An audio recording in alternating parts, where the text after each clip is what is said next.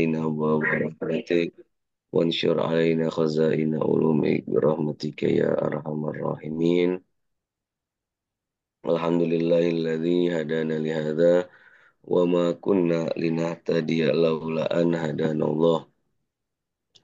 Kita bersyukur pada Allah Subhanahu wa Ta'ala karena pagi hari ini kita kembali bisa untuk melanjutkan kajian-kajian kita. Mudah-mudahan kita semuanya diberikan eh, konsistensi, keistiqomahan, ketahanan untuk senantiasa merenungi ayat-ayat suci Allah Subhanahu wa taala, untuk senantiasa berdiskusi tentang pesan-pesannya, dan mudah-mudahan langkah-langkah kecil kita ini mendapatkan keridoan dari Allah Subhanahu wa taala, mendatangkan ketenangan, kebahagiaan, juga banyak keberkahan dalam kehidupan kita. Bapak Ibu dan teman-teman semuanya, jadwal kita hari Sabtu sebagaimana yang diketahui adalah berdiskusi tentang ayat cahaya. Sebuah ayat yang bukan atau mungkin sayang kalau hanya kita maknai gitu ya. Apalagi cuma kalau hanya kita baca gitu, sayang ya, bukan bukan sia-sia, sayang. Eh, Sepertinya ayat yang memiliki kapasitas besar untuk bahkan menjadi paradigma dalam kehidupan kita, menjadi cara kita berpikir, cara kita bersikap, dan cara kita menentukan berbagai pilihan dalam hidup ini. Di pertemuan yang lalu kita telah membahas beberapa poin terkait ayat cahaya. Slide saya sudah kelihatan belum ya? Sudah kelihatan, Ustaz. Kelihatan ya? Kelihatan. Dan terima kasih tadi sempat dimurur atau diulang lagi oleh Mas Rizal ya. Coba. Nah, kita kemarin sempat mendefinisikan cahaya dan berbincang tentang apakah ya, pertanyaan radikalnya itu mungkin mendefinisikan cahaya. Kemarin itu saya sempat buka-buka lagi tafsir-tafsir yang lain. Saya kedapatan kalimat unik di situ, dibilang bahwa kan kemarin kita sempat ngebedain ya, ada tiga macam makna cahaya tuh. Jadi ada cahaya yang umum Khusus. maknanya gitu ya, ada cahaya yang khusus dan ada cahaya yang terkhusus tuh. Nah, kenapa kemudian akal itu bisa disebut sebagai cahaya? Karena akal ini jika kita perhatikan secara seksama, dia itu tidak memiliki kekurangan-kekurangan yang dimiliki oleh mata gitu ya. Kenapa? Karena mata itu jika dia melihat, dia perlu pada jarak, dia perlu pada tidak boleh terlalu dekat, tidak boleh terlalu jauh, gitu kan. Kadang-kadang yang besar jadi kecil, yang kecil jadi besar. Nah, di antara yang lain, karakteristik kenapa kemudian akal itu layak disebut sebagai cahaya, kata sebagian ulama adalah karena indera indera penglihatan kita itu, kata dia, itu melemah setelah kita berusia 40 tahun. Dan dia melemah ketika di, digunakan untuk banyak aktivitas. Nah, sementara akal itu gitu ya, setelah 40 tahun dia itu justru makin matang, dan dia semakin banyak dipakai gitu, dia justru semakin tajam gitu ya. Jadi ada perbedaan serius antara akal dengan panca indera kita, sehingga hal ini membuat akal itu lebih layak untuk disebut sebagai cahaya ketimbang indera, karena dalam bahasa Arab indera kita pun disebut sebagai cahaya. Ada yang ingat kan kemarin, bahkan mata dalam bahasa Arab itu juga kadang-kadang disebut sebagai nur gitu. Misalnya nurul aini gitu ya, cahaya mataku. Nah, pasti sering dengar tuh. Jadi dalam bahasa Arab mata itu juga disebut dengan penuturan cahaya karena memang ya mata itu memiliki kapasitas gitu ya untuk menangkap cahaya, dan sesuatu yang memiliki kapasitas untuk menangkap cahaya itu biasanya memiliki keidentikan dengan cahaya. Jika mata saja bisa disebut sebagai cahaya, maka bagaimana dengan akal? Nah, ini beberapa tingkatan gitu ya, kalau kita mau simpulkan gitu, tentang bagaimana para pemikir kita, para ulama kita menggolongkan hierarki atau tingkatan-tingkatan cahaya.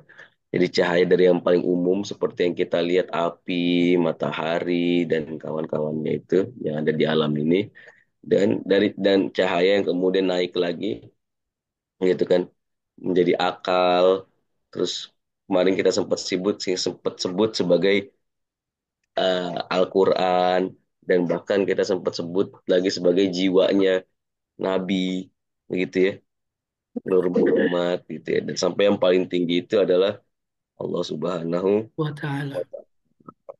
Itu semua adalah tingkatan-tingkatan akal, dan ini semua adalah ungkapan-ungkapan para ulama yang menunjukkan bagaimana dari zaman dulu ini seperti berusaha dijaga gitu ya, warisan ini untuk kita kemudian tidak terjebak pada satu model cahaya saja. Nah, ini adalah ayat-ayat cahaya yang kemarin kita bahas. Nah, saya kira kita perlu ada penajaman sedikit kali ya tentang kenapa sih kita ngebahas ayat cahaya ini. Kemarin kita sempat bahas tuh berkali-kali. Kalau ya alam ini itu bisa kita persepsi dalam sistem cahaya. Ini penajamannya ya. Jadi bukan hanya kita itu melihat dengan cahaya gitu ya. Kan kemarin kan konteksnya kenapa kita perlu menafsirkan ayat cahaya, karena kita itu bukan melihat cahaya loh sebenarnya. Kita itu justru dibuat melihat karena cahaya. Kan gitu ya. Karena jika cahaya tidak ada satupun yang bisa kita lihat, bahkan cahaya itu sendiri. Gitu. Jadi kita melihat itu ya karena cahaya, bukan sesuatu di luar cahaya. Nah, lebih luas dari sekedar pengalaman melihat, sebetulnya ayat cahaya ini menjadi penting karena alam semesta ini pun itu bisa kita persepsi dalam sistem cahaya. Jadi cahaya ini pelan-pelan, dan selama ini kita coba ngebangun narasinya itu adalah apa? Adalah kita itu ya cahaya itu penting karena misalnya pengalaman melihat kita itu seperti ini. Nah, coba kita sekarang agak makro melihatnya bahwa bisa jadi sistem alam kita ini betul-betul cocok dan ngeklik kalau kita persepsi, kalau kita bayangkan, kalau kita hayati, kita renungi dalam model cahaya gitu loh. Jadi dari yang paling tinggi sampai yang paling rendah, segala sesuatunya ini adalah cahaya. Jadi ketika Allah berfirman, Bismillahirrahmanirrahim, Allahu nurus samawati wal ard, boleh jadi yang dimaksud itu adalah Allah sedang mendeklarasikan bahwa segala sesuatu ini adalah tentang cahaya. Jadi ini bukan hanya gitu ya tentang pengalaman melihat. Makanya ada satu ayat unik di surat Al-An'am ayat 122, Allah Subhanahu wa taala berfirman, "Awaman kana maitan." Saya ulangi, "Awaman kana maitan fa ahyainahu wa ja'alna lahu nuron." Gitu. Sebetulnya masih ada lanjutannya ayatnya. Cuma sampai di sini, kira-kira pesan paling penting yang mungkin bisa kita tarik dan sesuai dengan pembahasan kita ialah Allah bertanya kepada kita gitu. Apakah gitu ya, yang orang yang sudah mati kemudian kami hidupkan dia gitu dan kami berikan kepadanya cahaya sama dengan orang mati yang tidak memiliki cahaya, terusannya kan gitu. Kira-kira di ayat ini pesan apa yang bisa kita tarik dari pertanyaan Allah Subhanahu wa taala ini? Kira-kira apa yang bisa kita pahami? Mungkin boleh diulang Ustaz, pertanyaannya tadi. Apakah Per- kira- Pertanyaannya, kira-kira apa yang bisa kita pahami, pesan apa yang bisa kita tarik dari pertanyaan Allah tentang orang mati, gitu ya?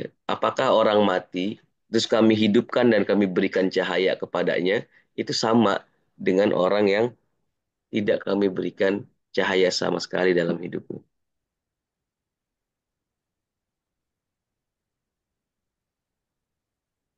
mungkin boleh dijawab di kolom chatnya, Pak Iya, Ibu? nemenin sarapan pagi nih pertanyaannya. Tidak sama Ustaz. Kita berarti. Tidak sama. Kira-kira kenapa tuh tidak samanya ya? Seperti orang Subat. Hmm, Melihat lihat. surga, taubat. Bagi Allah semuanya mudah, kata Ibu Gema.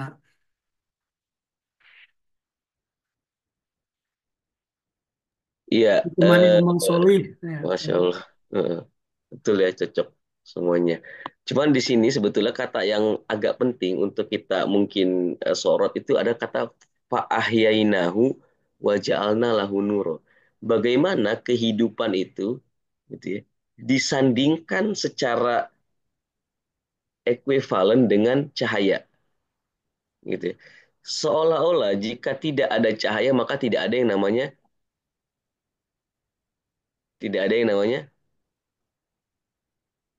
Oh, saya ini jarang buka kolom chat soalnya. Iya, tidak ada yang namanya hidup. Jadi kita Kehidupan. bisa hidup ketika kita memiliki cahaya. Dibayangkan logikanya Al-Quran ketika berbicara tentang cahaya. Al-Quran tuh pengen kita ngelihat segala sesuatunya ini dengan sistem cahaya. Bahkan kehidupan kita sendiri itu adalah cahaya. Sesaat kita kehilangan cahaya itu seperti kita itu sedang ada dalam kematian itu. Sampai kalau bahasa ayat yang kemarin itu kan orang-orang yang mengandalkan cahayanya sendiri seperti orang-orang yang berjalan di tengah padang pasir gitu ya. Ketika ada petir dia berjalan, ketika tidak ada petir dia cuma Berhenti. bisa berdiam diri. Baik. Jadi bahkan gerakan kita itu digambarkan oleh Al-Quran itu sangat bergantung pada cahaya. Dan bagaimana jika kita itu menggantungkan gerakan yang panjang ini hanya pada cahaya-cahaya yang kecil? Saya ulangi ya. Bagaimana jika kita punya gerakan perjalanan yang panjang gitu kan dan gelap, tapi kita mengandalkan cahaya-cahaya yang kecil. Kecil. Nah, itu semua logika-logika yang berusaha tuh dibangun oleh Al-Quran. Atau kita berjalan di padang pasir, angin yang sangat kencang, kita cuma punya satu apa apa sih istilah zaman dulu lampu minyak itu ya. Dan minyak itu juga sudah Sedikit. sudah habis gitu kan. Apinya itu bisa bertahan berapa lama gitu ya. Nah, makanya pertanyaan ini pertanyaan penting gitu yang diberikan sama Allah Subhanahu wa taala. Ya, dan bentuk pertanyaan itu sendiri kan sebetulnya memiliki pesan penting ya bahwa Tuhan ingin mengajak kita berpikir gitu. Kok selama ini kalian seolah-olah ya kalau kita ingin parafrase, kok selama ini kalian nggak merasa bahwa semua ini tentang cahaya loh. Dan perbedaan kehidupan dan kematian kalian itu adalah tentang cahaya aja. Maka di surat Yasin itu Bapak Ibu tentu sering baca gitu kan bahwa Al-Qur'an itu hanya berefek bagi orang yang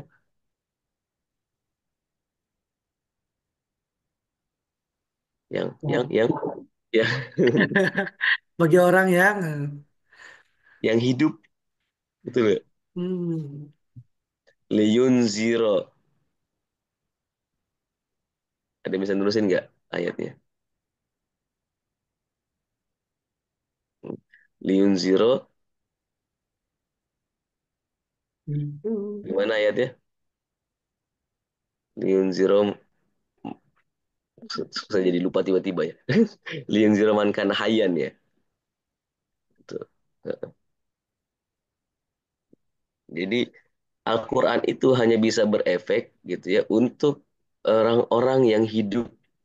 Wah, ini kan unik gitu ya. Emang yang dimaksud sama Al-Quran hidup di situ adalah hidup dalam pengertian biologis gitu ya. Atau hidup dalam pengertian cahaya ini. Apalagi memang kemarin kita sudah jelaskan bahwa salah satu namanya Al-Quran itu adalah Liunziro man kana hayyan kan. Itu ayat surat Yasin ya. Liunziro man kana hayyan. Nah, eh, salah satu nama Al-Quran itu adalah cahaya juga. Gitu kan? Kemarin sudah kita singgung ayatnya. Ada yang ingat nggak ayat berapa? Nih loh. Tuh.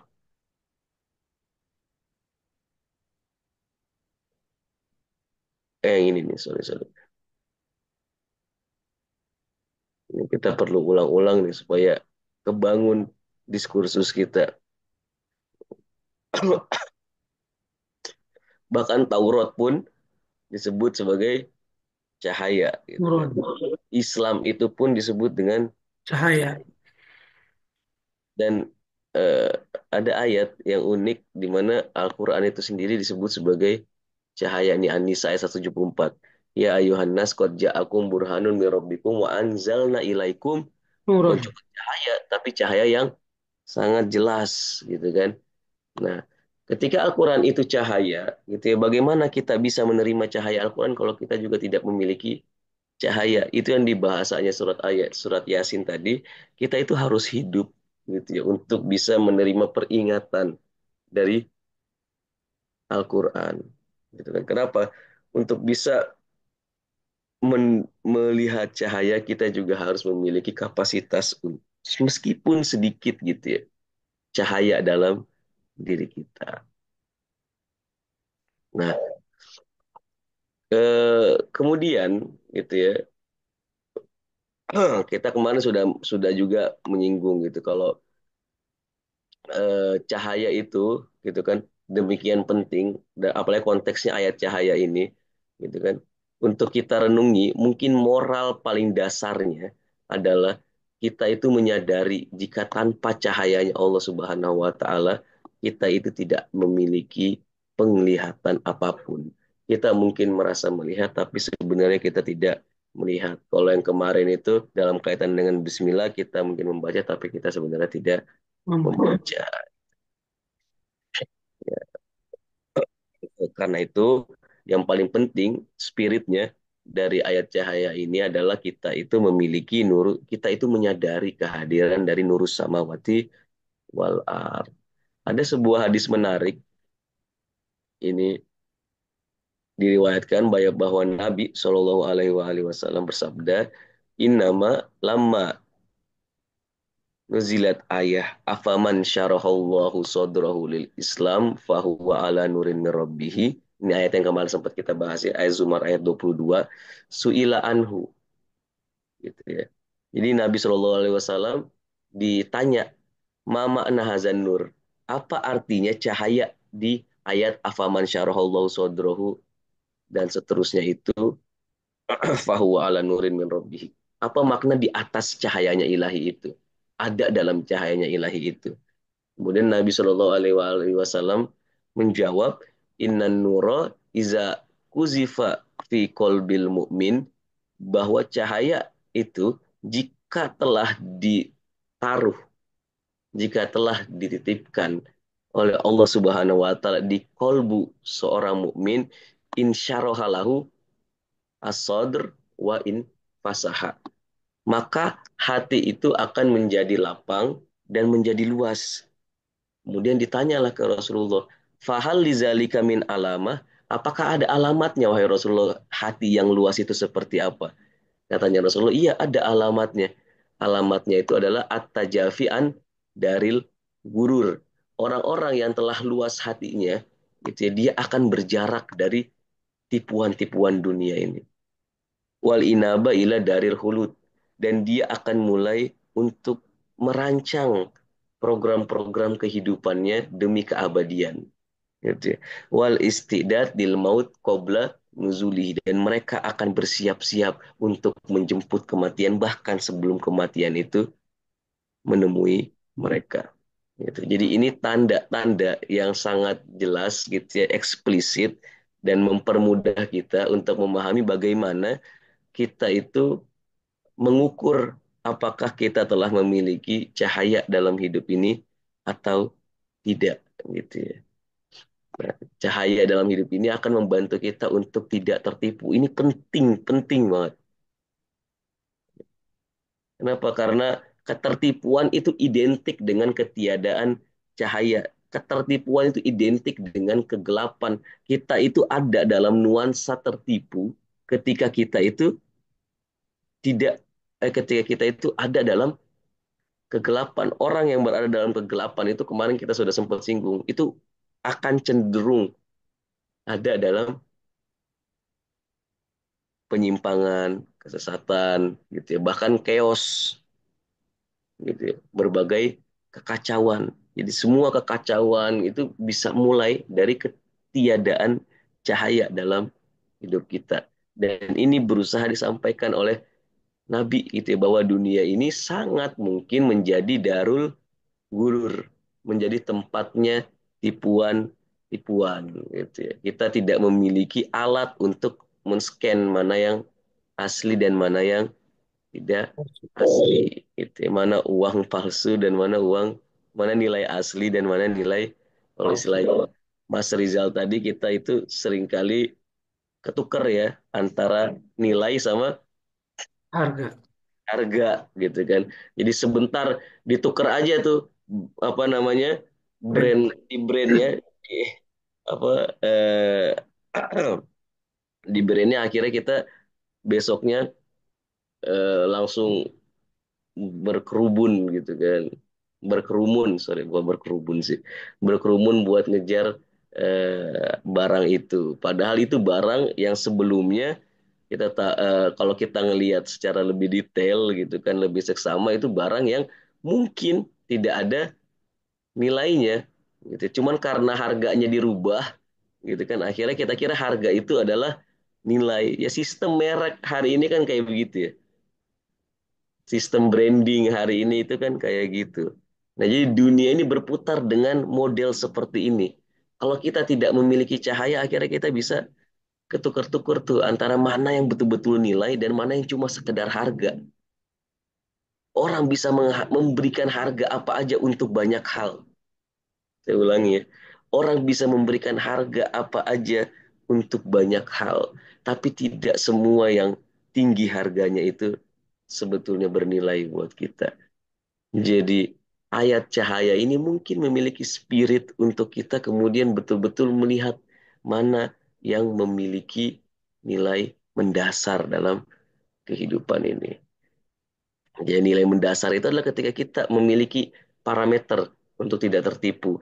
Ketika kita memiliki sistem untuk merancang kehidupan yang lebih abadi. Ketika kita memiliki plan untuk menemui kematian sebelum datang, menjamu kematian sebelum dia tiba menghampiri kita. Kan itu ada sebuah keindahan ya dari kalimatnya Rasulullah ya. Kalau ini hadis sahih.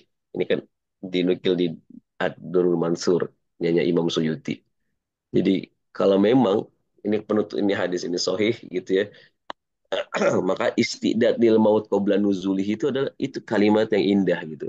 Bagaimana maut itu digambarkan sebagai sesuatu yang datang gitu, dan kita telah menjamu dia sebelum bahkan dia datang. Nggak semua orang bikin jamuan untuk kematian. Gitu. Jamuan untuk kematian, Masya Allah. Ya, jadi sebelum sebelum dia datang kita udah siap duluan gitu kan. Sebelum dia datang kita udah bikinkan karpet merahnya gitu. Gitu ya. Dan bahkan kita sudah menanti-nanti kapan dia datang. Wah, itu kan gimana ya? Agak agak rumit itu ya, meskipun tapi indah gitu ya. Nah, ini hadis dari Rasulullah SAW mungkin yang bisa membantu kita untuk mengecek ke dalam diri kita, kira-kira ada nggak sih cahaya itu di dalam diri kita. Nah, Pembahasan berikutnya Bapak Ibu dan teman-teman semuanya mungkin juga penting untuk kita mm, apa namanya perhatikan adalah mungkin nggak sih kita menyebut Allah itu dengan cahaya? Mungkin. Saya ulangi pertanyaannya, mungkin nggak sih kita menyebut Allah Subhanahu wa Ta'ala dengan cahaya? Apakah cahaya itu cuma bisa menjadi metafora untuk mewakili perbuatannya Allah Subhanahu wa Ta'ala? Pertanyaan lainnya. Ini menjadi perdebatan Bapak Ibu dan teman-teman semua di kalangan para mufasir gitu ya. Ya cahaya ini kan materi gitu kan. Ya Allah Subhanahu wa taala itu kan maha suci dari materi. Ya kenapa Allah Subhanahu wa taala harus disebut sebagai cahaya? Maka ini nggak boleh Allah ini disebut sebagai cahaya. Akhirnya apa? Ya ayat ini disebut sebagai ayat metafora untuk sebagian pemikir gitu ya. Jadi metafora itu kayak bahasa kita tuh kayak majas gitu ya. Itu adalah tidak lebih dari sekedar perumpamaan dan kita membutuhkan akhirnya apa? Takwil untuk memahami Allahu nurus sama wati wal art karena nur itu hanya cocok untuk subjek-subjek materi bukan untuk zat seperti Allah Subhanahu wa Wadah. taala.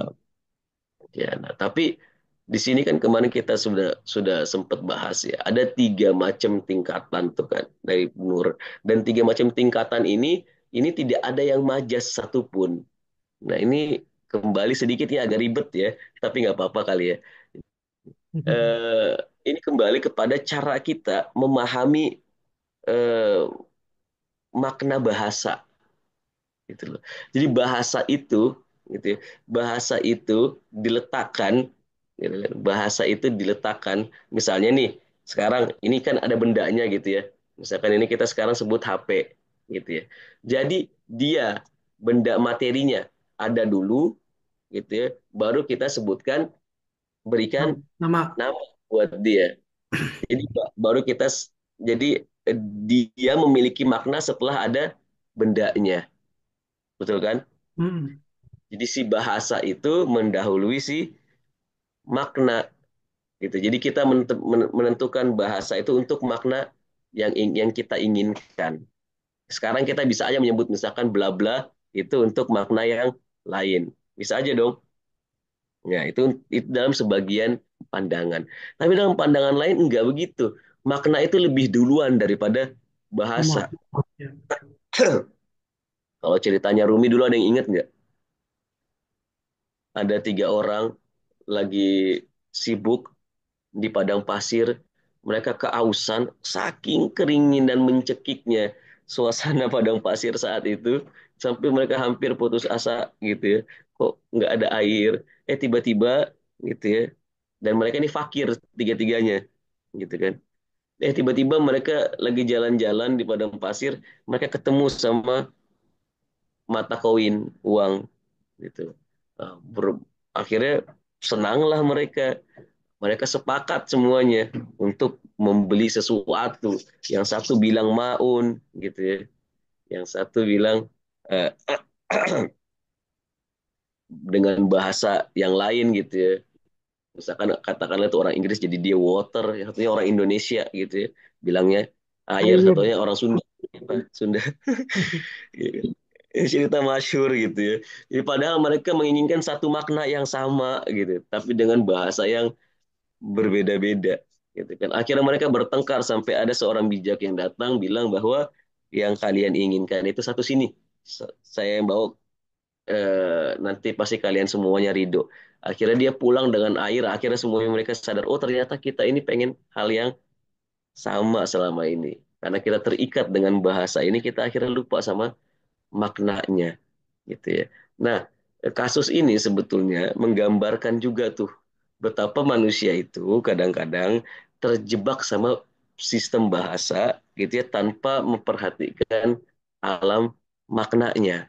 Nah, kata nur ini gitu ya, ini punya makna dasar yang kemarin kita sebutkan zohirun li nafsihi wa muzhirun Ligoirihi, dia itu adalah sesuatu yang terang pada dirinya dan menerangi sekitarnya. Ya, di level yang paling rendah bisa cahaya matahari, bisa api dan lain-lain. Tapi di level yang lebih tinggi kenapa enggak dia disebut sebagai akal? Karena toh maknanya cahaya itu, gitu kan? Maknanya cahaya itu adalah sesuatu yang terang pada dirinya dan menerangi sekitarnya. Jika kita stick dan kita bertahan sama maknanya, maka bahasanya apapun itu nggak menjadi masalah buat kita. Karena intinya adalah apa? Intinya adalah dia terang pada dirinya dan menerangi sekitarnya atau enggak. Sama kayak kasusnya mizan. Mizan itu apa sih? Mizan itu adalah timbangan, gitu kan? Sesuatu mayuzanu bihi, ya, namanya mizan, sesuatu yang digunakan untuk menimbang, ya kan, ini maknanya. Nanti kemudian perwujudannya, gitu ya, itu bisa macam-macam. Bisa jadi dia perwujudannya itu kok, kalau yang dulu itu ada yang apa, tiang dua, dua apa tuh namanya, dua apa sih namanya, dua piring Dua. dengan dua sisi itu kan. Ada timbangan yang satu sisi, ada timbangan elektronik, gitu kan. Kan itu berkembang gitu. Apakah kemudian timbangan yang tidak punya dua sisi kemudian tidak dapat disebut sebagai timbangan? Apakah timbangan elektronik gitu itu nggak layak disebut sebagai timbangan? Padahal nggak ada kemiripannya tuh antara timbangan elektronik dengan timbangan yang ada ini. Tapi karena dua-duanya bisa mengukur berat, gitu, maka layak disebut timbangan. Banget. Bisa mengukur sesuatu disebut timbangan. Ilmu itu juga disebut sebagai mizan. Karena ilmu bisa menimbang mana yang baik dan mana yang buruk. Maka salah satu momen dan fase di hari kiamat pun disebut sebagai hari mizan, hari penimbangan. Nah, penimbangannya bukan lagi dengan penimbangan dua sisi itu. Tapi misalkan wujudnya Rasulullah sendiri itu adalah timbangan. Gitu kan. Jadi semua orang nanti akan diukur dengan seberapa dekat dia dengan Rasulullah. Gitu. Jadi nggak apa, amal baik dan amal buruk gitu kan. Semua perwujudan diri kita itu akan diukur dengan wujudnya Rasulullah Shallallahu Alaihi Wasallam. Itu juga mizan, gitu. Dan itu semuanya bukan majas. Itu semuanya benar untuk dipredikatkan pada masing-masing tingkatannya. Gitu. Jadi ketika kita bilang Allah itu adalah cahaya, gitu ya, ya eh, Allah itu betul-betul cahaya, gitu. Bahkan tidak ada cahaya yang layak disebut cahaya selain Allah Subhanahu wa taala, gitu. Ya, tapi nggak ada masalah juga, gitu ya, kalau kita kemudian menganggap bahwa nurus samawati wal ard ini adalah metafora untuk perbuatannya Allah Allah. Subhanahu wa taala, ya. Mungkin spiritnya itu untuk menyucikan, jangan sampai disalahpahami itu. Karena misalkan mungkin zaman dulu dipahami bahwa cahaya itu lebih terikat dengan sesuatu yang sifatnya materi. Apalagi cahaya itu bisa gelap, gitu kan, bisa terang. Gitu. Ini kan pemahaman ya, pemahaman zaman dulu. Akhirnya ya Tuhan itu kan nggak mungkin gelap, gitu ya. Cahaya itu kan bertingkat-tingkat, Tuhan itu kan satu, tidak bertingkat-tingkat. Segala macam pembahasan yang agak rumit di kitab-kitab tafsir kita itu mungkin kembali pada eh, perwujudan cahayanya, bukan pada makna cahayanya. Padahal kalau kita kembali melihat makna cahaya itu sendiri, ya betul-betul kita sepertinya bisa memaknai Allahu nuru samawati wal ard ini bukan sebagai metafora atau majas. Nah, cuma emang ada berkahnya juga untuk memaknai nurus samawati wal ard ini sebagai sebuah majas. Akhirnya para ulama kita berpikir untuk memaknai kata Allahu nurus samawati ini enaknya atau cocoknya, ya bukan enaknya. Cocoknya kita maknai sebagai apa? Ya kan? Kalau zatnya Allah nggak mungkin nih. Berarti perbuatannya Allah aja deh. Nah, perbuatannya Allah apa? Gitu ya. Nah, di sini diuntungkan. Kenapa? Karena ayat ini diakhiri dengan yahdillahu binu Nurhi man Maisha. yasya, kan gitu ya. Yahdillahu binurihi man yasya. Maisha. Allah Subhanahu wa taala memberi hidayah dengan cahayanya, gitu kan. Dengan cahayanya siapa yang menghendaki gitu ya. Siapa yang menghendaki. Bukan siapa yang Allah kehendaki loh. Ini terjemahan ini saya dari sekarang mungkin perlu bilang. Allah memberi petunjuk, ya kan?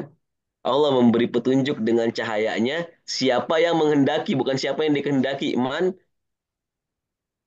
ya siapa yang menghendaki. Jadi kembali ke kita. Kita menghendaki atau enggak. Allah itu memberi petunjuk gitu kan kepada kita. Masalah kita menghendaki itu atau tidak. Gitu kan.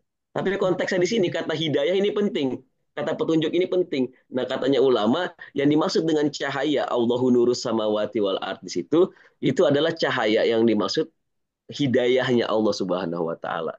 Jadi perbuatan Allah kan zatnya tidak mungkin disebut sebagai cahaya. Akhirnya kata mereka lebih cocok dianggap sebagai perbuatan. Nah, perbuatan Allah itu apa? Yang bisa disepadankan dengan cahaya, yang bisa dimetaforakan dengan cahaya, itu adalah hidayahnya Allah Subhanahu wa taala. Apa bukti penguatnya? Itu part terakhir dari ayat ini, gitu ya. Bahwa bahwa ayat ini tutup dengan hidayahnya Allah Subhanahu wa taala, gitu kan. Buat mereka ini lebih cocok, apalagi gitu kan, kita tahu bahwa ada ayat-ayat yang mendukung juga selain ayat part terakhir dari surat ini. Misalnya Allah Subhanahu wa taala berfirman Allahu khaliqu kulli syai'in wa huwa ala kulli syai'in wakil. Allah Subhanahu wa taala yang menciptakan segala sesuatu. Kata mereka, segala sesuatu di sini ini termasuk cahaya juga. Gitu kan. Jadi cahaya itu makhluknya Allah, bukan Allah itu sendiri. Gitu ya. Atau di ayat yang lebih eksplisit lagi, surat Al-An'am ayat 1, awal surat Al-An'am, Alhamdulillahilladzi khalaqas samawati wal ard. Kalau di sini kan nuris samawati wal ard ya. Kalau yang di ayat Hmm. An-Nur, kalau yang di ayat Al-An'am ayat 1 ini khalaqas samawati wa ja'alaz zulumati wan nur. Gitu. Jadi Allah menciptakan gitu ya, langit dan bumi, kemudian apa? Menjadikan kegelapan dan cahaya di langit dan bumi ini. Jadi langit dan bumi itu ada dulu, baru ada yang namanya kegelapan dan cahaya. Tapi kan ayat An-Nur itu kebalikan paradigmanya. Betul nggak Bapak Ibu dan teman-teman semuanya? Bukan langit dan bumi dulu, baru ada cahaya. Cahaya dulu, baru ada langit dan bumi. Jadi sebetulnya ayat ini gitu ya, bukan tidak bertentangan, tapi ini ayat kedua ayat ini sedang bercerita tentang cahaya yang lain yang ada di level yang lebih rendah, bukan cahayanya Allah Subhanahu wa taala yang sedang dibahas dalam surat An-Nur ayat 35 itu adalah cahaya yang demikian tinggi, cahayanya Allah Subhanahu Wa wa ta'ala. taala. Tapi lagi-lagi ada keberkahan gitu ya. Kenapa? Karena kita bisa melihat aspek lain dari cahaya, bahwa cahaya itu bisa bermakna hidayah. Jadi cahaya itu adalah sesuatu yang memberikan petunjuk kepada kita. Berarti ada level-levelnya Ustaz ya. Hierarkinya itu ya. Apa? Ah, level-level cahayanya itu. Iya, betul, persis. Nanti kan Wah, kita juga bakal masuk lebih spesifik lagi ya kepada hierarki-hierarki cahaya ketika cahaya itu nurus samawati wal ard, kemudian dia masuk dalam mishkat, kemudian dia masuk dalam misbah, kemudian terpantul di zujajah, gitu kan. Kemudian dia apa membara melalui zaitun, melalui apa minyak zaitun itu, kemudian minyak zaitunnya pun dari pohon yang la syarqiyah wala gorbia. Nah, ini kan akhirnya menimbulkan kualitas cahaya yang berbeda-beda. Cuma di sini saya kenapa perlu agak berhenti sedikit supaya paradigma kita terbentuk bersama-sama gitu ya, bahwa eh, Allahu nurus samawati wal ard di sini ini perlu kadang-kadang kita maknai sebagai bukan sekadar majas loh. Gitu ya. Allahu nurus samawati wal ard ini sangat-sangat mungkin itu justru satu-satunya kalimat yang paling hakiki. Gitu ya. Saya ulangi ya, itu bukan majas tapi bisa jadi justru kalimat yang paling hakiki. Tapi bagaimanapun, gitu, ya, kalaupun kita mau anggap itu sebagai sebuah majas, gitu, ya, nggak ada masalah, gitu kan. Nah sekarang kita perlu coba elaborasi aja gitu. Kalau dia majas, terus dia majas untuk apa? Nah yang paling cocok menurut para ulama itu adalah majas untuk Ya, ya. hidayah Allah Subhanahu wa. Jadi hidayah itu memiliki kemiripan, gitu ya, dengan majas itu apa sih? Majas itu kan kita menyifati sesuatu yang sebetulnya bukan sifatnya dia, gitu ya. Kayak misalnya nih ya, kita sifati eh, cuma karena ada kemiripan dan ada kedekatan gitu ya, akhirnya kita sesuaikan, gitu ya. Misalnya kita sifati kecantikan orang dengan bulan, gitu ya. Jadi kan, padahal bulan itu kalau kita mau zoom in gitu ya, itu oh, bopak-bopak misalkan. Tapi karena dari jauh kita lihatnya, gitu kan, ya, ya buat kita mungkin indah, ya udah cukup keindahan dari jauh itu udah cukup gitu ya. Akhirnya kita pokoknya yang cantik-cantik itu, yang indah-indah itu kita bilang itu seperti bulan, Bulan. gitu. Jadi majas itu sesederhana itu gitu. Atau misalnya kita bilang yang lebih kompleks ya. Kita bilang misalkan sungai itu mengalir. Nah, kalimat kayak gini, nih kalimat yang ini dalam istilah majas yang lebih kompleks ya. Ini juga majas kalimatnya. Kalau tadi kan katanya ya, kata dengan kata. Sekarang kalimat. Nah, kalimat ini juga kalimat majas. Kenapa? Emang sungai itu mengalir. Mengalir. Kenapa? Mengalir. Yang mengalir itu sungai atau air, Air, ya. ya kan? Tapi karena sungai itu adalah wadah untuk air, gitu kan?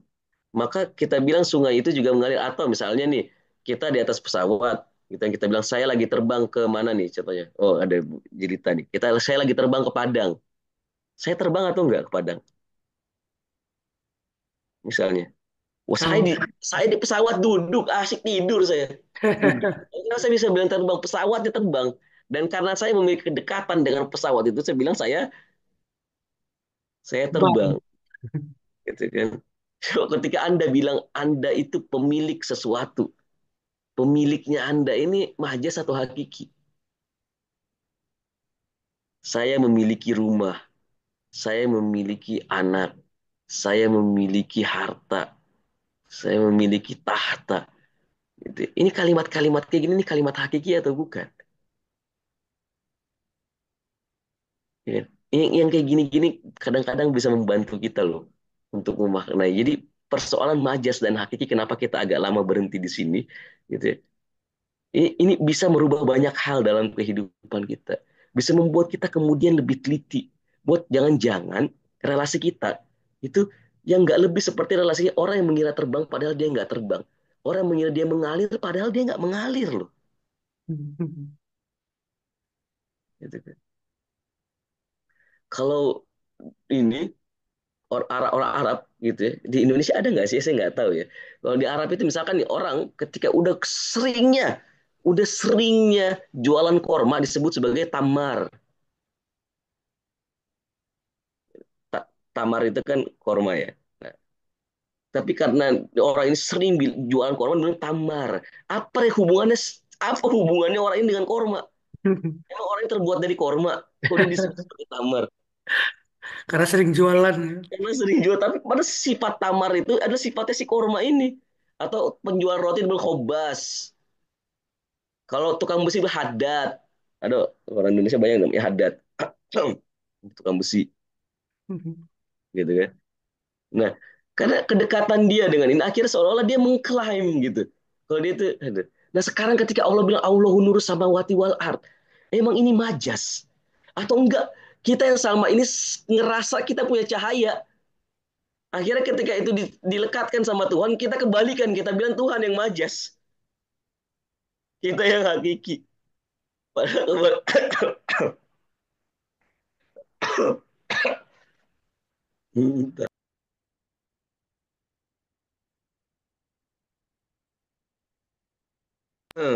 sorry sorry.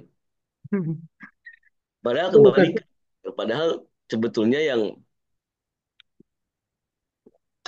adalah sebetulnya yang majas itu ya kita gitu kan. Nah, ini mungkin bisa membantu kita kali ya untuk lebih detail dalam melihat segala sesuatu. Ya, tapi ya akhirnya karena cahaya ini sudah sering dianggap sebagai sebuah majas, akhirnya kita repot lah gitu kan untuk mentakwil ini kan. Nah, mentakwil ini salah satunya dengan kata hidayah gitu. Makanya dan memang tidak jauh juga sih menurut saya, masih tetap tepat. Bahkan hidayah itu juga nggak ada masalahnya. Secara hakiki disebut sebagai cahaya, tapi di tingkatan yang lain, ya kan? Seperti Mm-mm. tadi mizan tadi loh, ya kan? Mizan itu bisa dari yang paling tinggi sampai yang paling rendah dan semuanya hakiki bukan majas, Betul, betul. gitu. Nah, di sini juga gitu. Hidayah juga bisa seperti itu. Makanya apalagi memang banyak sekali ayat yang menyandingkan hidayah dengan nur. Salah satunya ayat yang sering kita bahas, ayat 35 ini. Atau di ayat lain, Asyura ayat 52. Allah Subhanahu wa taala berfirman, "Walakin ja'alnahu nuron nahdi." Kan gitu. Tetapi kami memberikan kepada mereka cahaya yang dengannya mereka dapat hidayah, gitu kan. Yang dengannya kami memberi hidayah, gitu kan, kepada yang kami kehendaki dari hamba-hamba kami. Jadi dekat banget tuh hubungan antara cahaya dengan hidayah.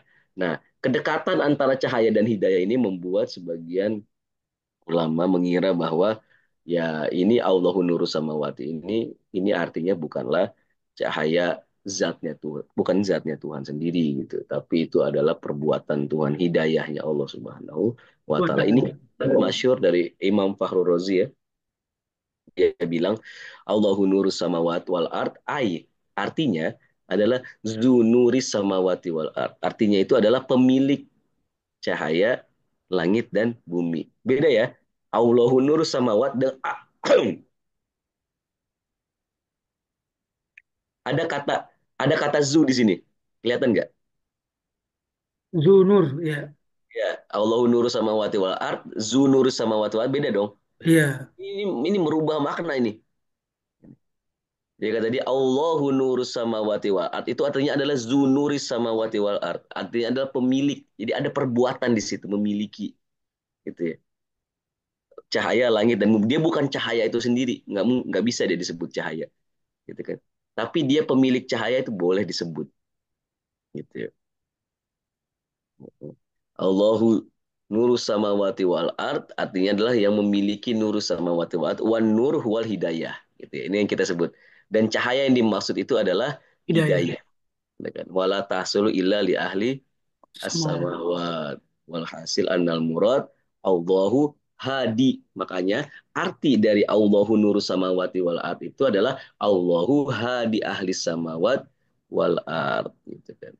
Kenapa? Karena hidayah itu kan tidak bisa kecuali pada yang memiliki Oke. penduduk langit dan bumi gitu. Pada orangnya kan, pada objeknya. Maka Allahu Nuru Samawat itu artinya katanya Imam Fahru Razi adalah apa? Ya Allah adalah pemberi petunjuk pada para penduduk langit dan bumi gitu. Ini artinya. Wahwa. Dan ini katanya Fahru Razi ini adalah pandangannya Ibnu Abbas dan kebanyakan ulama lainnya. Makanya akhirnya macam-macam tuh Bapak Ibu dan teman-teman semua artinya tuh. Ada yang memaknai cahayanya Allah di sini Allahu nur samawat sebagai mudabbiru samawati wal ard gitu kan, karena ya tadbir itu sangat cocok dengan kata cahaya katanya mereka, karena ketika kita mengatur sesuatu itu sama seperti kita sedang menerangi hal itu. Ada juga yang akhirnya merubah Allahu nurus samawat menjadi munawir. Kata nur jadi munawir. Satu akar kata, tapi yang satunya cahaya, yang satunya menerangi. Hmm. Gitu kan. Wah, ini kan perubahan-perubahan ini kan muncul itu dari masalah bahasa tadi itu. Gitu kan. Jadi munawirus samawati wal ard. Gitu ya. Nah, akhirnya dibahaslah gitu kan. Munawwirus samawati wal ard ini apa artinya? Gitu. Mungkin bisa memberikan dua makna katanya para mufasir, entah untuk menunjukkan betapa kuat cahayanya Allah Subhanahu wa taala hingga meliputi langit dan bumi gitu ya. atau juga untuk menunjukkan bahwa Allah Subhanahu wa taala itu memberikan cahaya pada para penghuni langit dan bumi, tapi Allah sendiri tidak memiliki cahaya itu. Coba gimana Allah memberikan cahaya gitu ya, tapi Allah tidak memiliki cahaya itu. Kita ingin memberi sesuatu tapi kita tidak memiliki Sesuatu. sesuatu itu.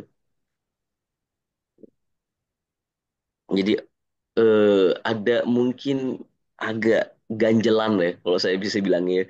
Ada keganjilan, bukan ganjelan. Ada keganjilan logis gitu ya. Ada keganjilan logis untuk kemudian semangatnya mungkin untuk menyucikan Allah Subhanahu wa taala, untuk meninggikan dan mengagungkan Allah Subhanahu wa taala. Tapi di saat yang sama akhirnya jadi tidak cocok gitu ya. Kenapa? Karena Allah memberikan cahaya sementara Allah itu bukan cahaya. Ya, akhirnya kita itu karena kita terjebak gitu ya bahwa cahaya itu ini. Kalau kayak gitu akhirnya kita nggak bisa menyebut Allah itu adalah Al-Alim. Kita nggak bisa menyebut Allah itu Al-Qadir. Cuma karena misalkan ilmu kita ini adalah misalnya nih ya, kalau kita mau bandingkan dengan ilmu kita kadang-kadang ada, kadang-kadang nggak ada. Ilmu kita kadang-kadang nggak ada amalnya, gitu ya. Atau mungkin kebanyakan nggak ada amalnya. Akhirnya Tuhan nggak bisa disebut sebagai Al-Alim. Kudroh kita kayak gitu, karena mungkin kekuatan kita itu kadang-kadang apa namanya kuat kita kita berumur masa-masa muda, tapi ketika itu udah tua dan anak-anak itu lemah dan kembali lemah, gitu kan. Maka model-model kekuatan kayak gini nggak layak gitu ya disandingkan dengan Tuhan. Maka Tuhan nggak bisa disebut sebagai Al-Qadir, kan nggak begitu. Hanya karena cahaya itu ada yang lemah gitu, karena cahaya itu ada yang ini, terus Tuhan nggak bisa disebut sebagai cahaya. Ya tapi lagi-lagi kembali lagi, kalau tetap mau seperti itu ya akhirnya kita tetap harus cari-cari cara gitu kan. Nah akhirnya ya terjadilah apa yang terjadi seperti yang Bapak Ibu dan teman-teman lihat saat ini. Jadi ditafsirkan berbagai macam gitu kan. Nah akhirnya ketika itu ada diartikan sebagai munawwirus samawati wal ard, sebagai yang meyakini apa yang dimaksud dengan munawwirus samawat itu adalah menerangi dengan para malaikatnya. Bagus juga sih dan menarik juga memang. Gitu. Jadi Munawwirus Samawat itu artinya adalah apa? Tuhan menerangi langit-langit itu dengan menghadirkan malaikat-malaikat di situ.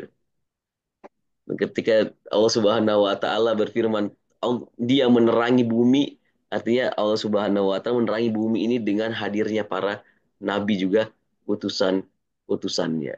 Gitu kan. Jadinya bersinar gitu ya. Jadi mereka semua ini adalah cahaya-cahayanya Allah Subhanahu wa taala. Ya ini kan ketika kita akhirnya memaknai kata apa tuh? Kata Cahaya. eh, kata Allahu Nurus Samawati ini sebagai sebuah metafora majas. Nah, majas ini akhirnya ada dua macam ya. Ada yang murokab, ada yang mufrad gitu dalam disiplin bahasa tamsil analogi gitu kan. Nah, analogi yang murokab ini yang untuk konteks. Jadi seluruh seluruh ayat itu hanya untuk menjelaskan satu konteks. Konteksnya itu adalah hidayah katanya mereka. Nah, tapi ada tamsil analogi yang modelnya mufrad. Mufrad itu apa? Jadi setiap kata-katanya itu mewakili hal yang lain. Bisa ditangkap ya? Ya. Ya kan? Jadi apakah ayat Allahu nuru samawati wal ard ini itu sebetulnya yang itu hanya analogi untuk satu hal yaitu hidayah atau enggak? Ternyata kita kemudian bisa spesifik dan detail untuk melihat gitu ya. Apakah nur di sini perwakilan untuk apa? Gitu kan. Samawat di sini perwakilan untuk apa? Art di sini adalah perwakilan untuk apa? Gitu kan. Mishkat, misbah dan seterusnya. Gitu ya. Itu kalau misalkan analoginya disebut sebagai analogi mufrad. Jadi ini semuanya terjadi jika kita memahami itu dalam konteks lagi-lagi analogi gitu kan. Tadi kan semua sudah bisa. Jadi kita bisa punya tiga narasi ya, Bapak Ibu sampai di sini kajian hari ini. Kita bisa punya tiga narasi tentang memaknai Allahu nurus samawati wal ard. Yang pertama kita pahami itu sebagai sebuah hakikat. Yang kedua kita pahami itu sebagai sebuah majas. Yang ketiga majas pun ada dua macam. Apakah majasnya itu untuk konteks Hmm. hidayah satu itu atau dia itu adalah majas untuk masing-masing katanya. Nah, salah satu ulama terkenal yang bersikeras meyakini bahwa Allahu nurus samawati wal ard itu bukan majas adalah Imam Al-Ghazali. Ghazali. Jadi Imam Ghazali itu meyakini cahaya di sini itu secara hakiki itu memang merujuk pada Allah Subhanahu wa taala dan zatnya Allah Subhanahu dan tidak ada satupun yang layak disebut sebagai cahaya kecuali Allah Subhanahu wa taala. Ini kalimatnya Ghazali ini terkenal ya. Anan nur, anan nurul mutlak wa Allah Subhanahu. Jadi nur yang paling absolut, nur yang paling mutlak, nur yang paling luas itu adalah Allah Subhanahu wa taala. Wa anna itlaqon nur ala ghairihi majazun. Ini tolong digaris bawah ya. Wa anna itlaqon nuri ala ghairihi majazun. Waduh. Bahwa kebalikan menyebut selain Allah sebagai nur itu yang majas katanya Ghazali. Yang hakiki itu Allah. Kalau yang tadi kan yang hakiki itu selain Allah, gitu ya. Yang tidak hakiki itu adalah Allah. Kalau Al Ghazali terbalik, yang hakiki sebagai nur itu adalah Allah, yang selainnya itu adalah Waduh. majaz. Iz kullu masih Allah itu fa innahu min haitsu wa huwa zulmatun mahdoh. Kenapa? Karena selain Allah pada dirinya min haitsu wa huwa pada dirinya itu adalah zulmatun mahdoh, itu adalah kegelapan segelap-gelapnya gitu. Jadi selain Allah itu semuanya kegelapan segelap-gelapnya. Satu yang terang itu cuma Allah. Li'annahu min haisu innahu huwa adamun mahdun. Kenapa semuanya itu adalah kegelapan? Karena pada dirinya mereka semua itu adalah ketiadaan. Katanya Ghazali. Balil anwar iza nazorna ilaiha min hais, bahkan yang sering kita lihat sebagai cahaya ini gitu kan, kalau kita seksama ngelihat dia pada dirinya, mereka semua itu pun adalah kegelapan katanya Ghazali. Kenapa? Karena li annaha min haitsu hiya mumkinatun gitu. Karena mereka pada dirinya itu adalah wujud-wujud yang bergantung. Wal mungkin wujud yang bergantung itu pada dirinya itu adalah ketiadaan sebetulnya. Dan ketiadaan itu adalah kegelapan. Maka kata Ghazali, fanur iza nuziro ilaihi min haitsu wa huwa, cahaya yang sering kita lihat ini pada dirinya itu sebetulnya adalah kegelapan juga. Fa amma katanya Ghazali, iza iltafat ilaiha min haitsu annal haq subhanahu afado alaiha nurul wujud fa bihadzal itibat sorot anwaron. Iya, kalau kita lihat bahwa kemudian Tuhan memberikan mereka cahayanya gitu ya. Saat itulah kita bisa menyebut semua selain Allah itu memiliki cahaya. Tapi apa syaratnya? Ketika Tuhan memberikan cahayanya sama mereka. Sesaat Tuhan mencabut cahayanya dari mereka, saat itu pula tidak ada satupun yang layak disebut sebagai cahaya. Karena semuanya itu adalah kegelapan. Fasabata annahu subhanahu wa nur. Maka terbuktilah katanya Al-Ghazali bahwa apa? Bahwa hanya Allah lah yang layak disebut sebagai Cahaya. sebagai ya. Jadi ya di sini kita bisa paham gitu ya bahwa sebagian atau bahkan bisa jadi sangat banyak predikat itu kita sering anggap sebagai sesuatu yang wajar, padahal sebenarnya itu nggak lebih dari suatu majas gitu ya. Kayak kasus tadi loh, kayak kasus mengalir tadi gitu ya. Kita anggap sebagai wajar, kita nggak pernah mempertanyakan lagi sungai mengalir itu, padahal kan bisa jadi itu apa, itu Air. ada majas. Kita terbang gitu ya, itu juga adalah majas misalkan. Atau misalkan ada apa namanya, seorang panglima perang gitu ya, akhirnya terjadi perang gitu, akhirnya dia bilang saya berhasil mengarahkan pasukan yang lain, padahal yang mengalahkan itu adalah prajurit-prajuritnya gitu kan. Nah, ini juga bisa jadi ada bentuk majasnya nih di sini ya. Jadi ini kita mesti agak aware gitu ya bahwa boleh jadi Allahu nurus samawati wal ard itu, yuk kita lihat sebagai betul-betul eh, kalimat hakiki dari Allah Subhanahu wa taala. Apalagi setelah itu masalu nurihi gitu, gitu ya. Masalu nurihi bahwa Allah betul-betul sedang menisbat kalau dia Allahu nurus Nur. samawati wal ardh. Ini kita masih bisa berdebat bahwa ada cahaya langit dan bumi. Oke lah, kita akhirnya berdebat. Tapi setelahnya apa? Sandingannya itu bukan samawati wal ardh lagi, tapi apa? Masalu nurihi, cahayanya Allah sendiri itu loh.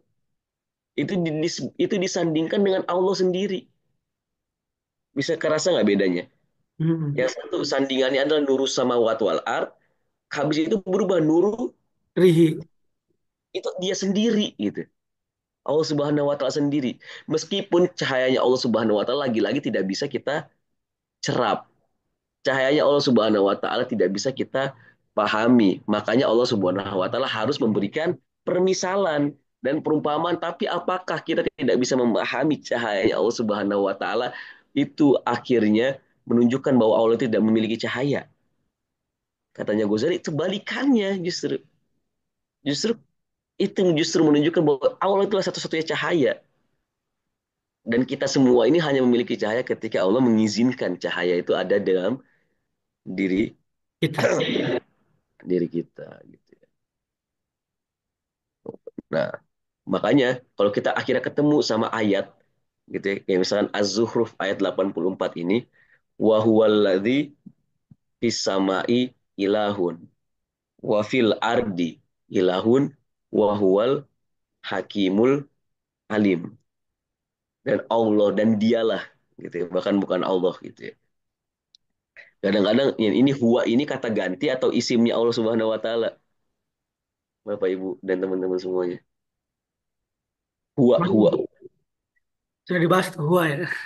Ya kan sempat kita bahas kayaknya ya. Iya, kemarin di Al-Fatihah. Heeh. Jadi huwa ini namanya Allah atau kata ganti. Kata ganti kemarin. Ya kan kata ganti kayak dia gitu ya. Dia itu Iya, kan bisa jadi kita kata ganti, tapi bisa jadi itu isim. Itu adalah nama buat Allah Subhanahu wa taala. Kalau cuma kata ganti gitu ya, maka dia nggak memiliki nilai. Ya kan? Kayak bahasa Inggrisnya tuh udah he gitu ya. Misalkan sebagai ganti dari Andi, misalnya kita ganti he gitu ya. Andi jadi he. Misalkan Andi misalkan sits, kita ganti jadi he sits gitu kan. Dia duduk, Andi duduk gitu. Jadi ya Andi he itu nggak memiliki nilai apa-apa kecuali menggantikan kata Andi. Tapi buat sebagian ulama huwa di sini itu bukan bukan cuma apa? ganti. Bukan cuma kata ganti, tapi huwa di sini itu adalah namanya Allah Subhanahu wa taala juga. Makanya ketika kita kul huwallahu ahad itu dua tingkatan tuh. Kemarin kan kita sempat bahas ya. Ya kan ada tingkatan huwa, ada tingkatan Allah gitu kan. Nah, di sini tingkatannya Allah gitu ya. Nah, di ayat ini tingkatannya huwa nih. Di sini Allah sedang berbicara bahwa apa? Wa huwallazi fis samai ilahun wa fil ardi ilahun, dan dialah yang di langit itu adalah ilahun dan di bumi juga tetap ilahun wa huwal hakimul alim. Kalau dalam bahasa ayat cahayanya gitu ya, dan dialah yang di langit itu adalah cahaya dan di bumi juga adalah Cahaya. cahaya gitu ya. Jadi nurus samawati wal ard itu sama seperti dia ilahus samawati wal Walau. ilahus samawati wal ard itu bukan dalam pengertian Tuhan kemudian mengatur, tapi Tuhan di mana-mana itu adalah Tuhan. Tuhan di mana-mana itu adalah cahaya gitu. Allah di mana-mana itu adalah Allah gitu. Mau di langit, mau di bumi, bahkan yang sejatinya ada itu cuma Allah. Allah gitu.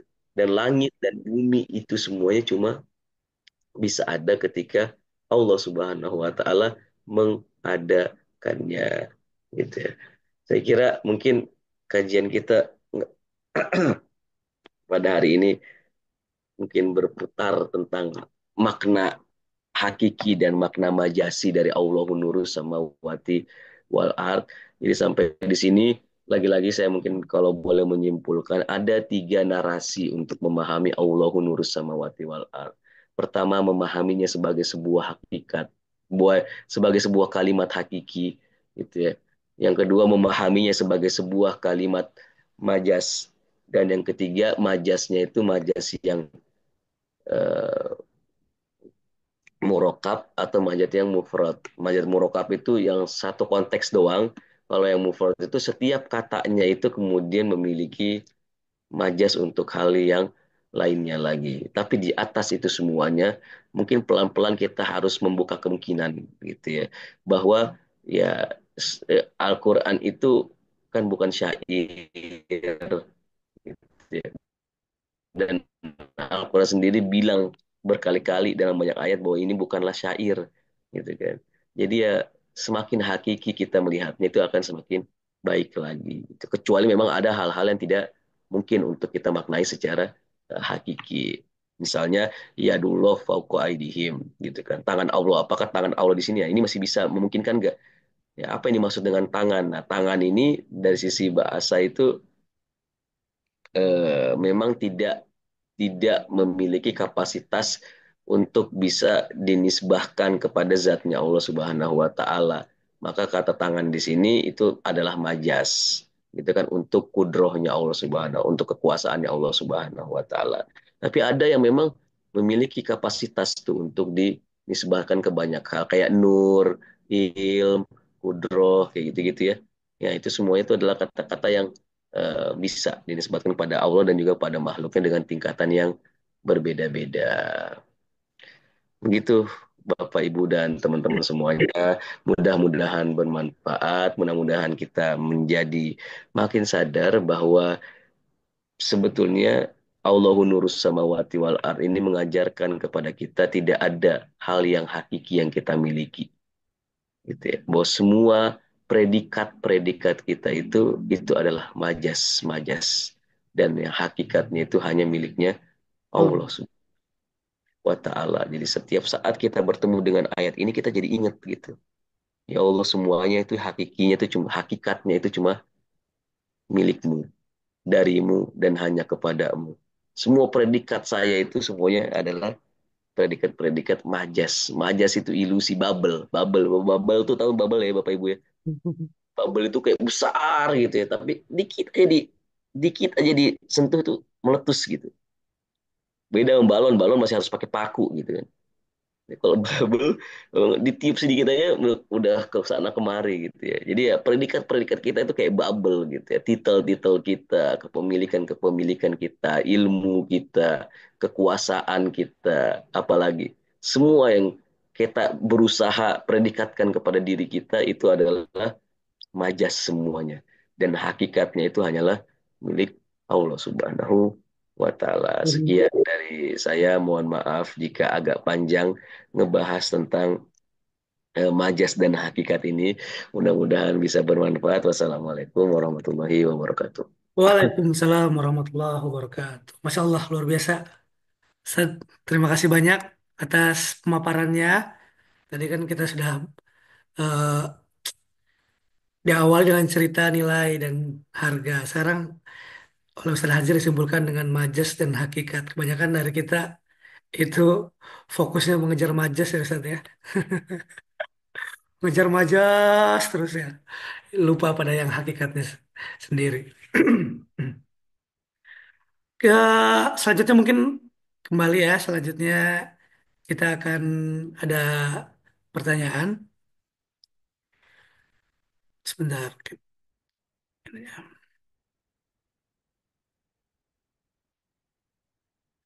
Oke, sini sudah ada yang ingin bertanya dari Bu Umu dan Bu Rahmat Jelita. Mungkin saya izin untuk unmute dari Bu Umu dulu ya.